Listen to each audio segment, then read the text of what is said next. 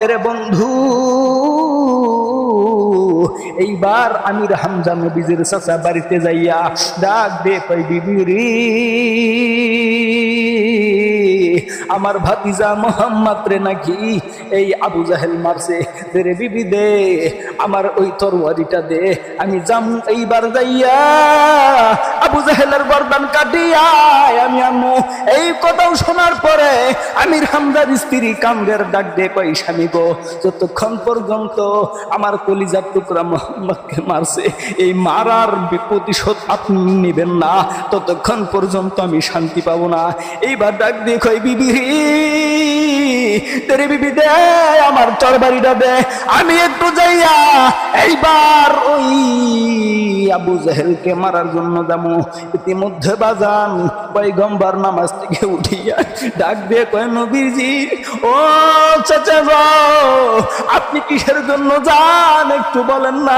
আমার নবীজির চাচা ডাক দিয়ে বলেন ভাতিজা মুহাম্মদ রিহি, যেই আবু জাহেল তোমাকে মারছে কিসের জন্য মারছে একটু বলো না। তার আগে বলি বাজান, এই আমির হামজা এতটা ভালোবাসছিল আমার নবীজিকে, এত ভালোবাসছিল, এত সুন্দর মহব্বত করত, রাত্রে বেলা যখন ঘুমাইতো শিশু মোহাম্মদকে বুকে নিয়া আবার আমির হামজা ঘুমাইতো। আমির হামজা তো কোনো মুসলমান হয় নাই। এবার বন্ধু, এইবার আমির হামজা যখন তরবারি নিয়া আবু জাহেলকে মারার জন্য সামনের দিকে যাইতেছিল, বন্ধুরে ইতিমধ্যে আমার নবী মুহাম্মদুর রাসূলুল্লাহ সাল্লাল্লাহু আলাইহি ওয়াসাল্লাম এইবার আসিয়া ডাক দিয়ে চাচা গো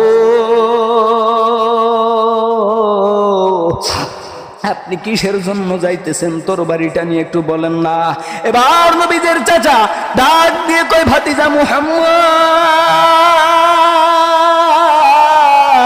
আমি যাইতেছি গো, তোমার যে আবু জাহেল মারছে এই নিষ্ঠুর আবু জাহেল আমার ভাতিজা মুহাম্মদকে এত কষ্ট দিয়ে মারছে, আমার আবু জাহেল রে, এই আবু জাহেলকে আমি মারার জন্য যাইতেছিলাম।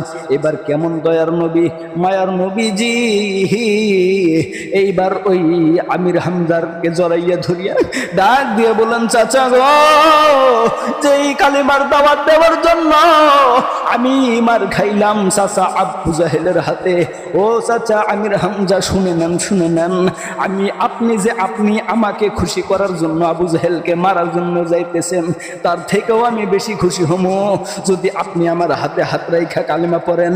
এইবার বন্ধুরে আমার ভাইরা, এবার আমির হামজার ইসলাম ধর্মের ইতিহাস, ইসলাম গ্রহণ করার ইতিহাস আপনারা অনেক জনের মুখ থেকে অনেক ভাবে শুনেছেন বন্ধু, কিন্তু গো বন্ধু আজকে আমি নতুন করে আজকে এই ঘটনাটা ফিনিশিং দিয়ে শুনাইয়া দিতেছি। এইবার আমির হামজা ডাক দিয়ে কয় ভাতিজা মুহাম্মদ রে, তুমি যদি আমি কালিমা পড়ার কারণে খুশি হও, আমি আমির হামজা তোমার হাতে হাত রাইখা কালেমা পড়ে নিলাম। আমির হামজাই শুধু কালেমা পড়ে নাই গো, আমির হামজার সাথে সাথে আমির হামজার স্ত্রী কালেমা পইরা মুসলমান হইছে। জোরে জোরে বলেন না সুবহানাল্লাহ।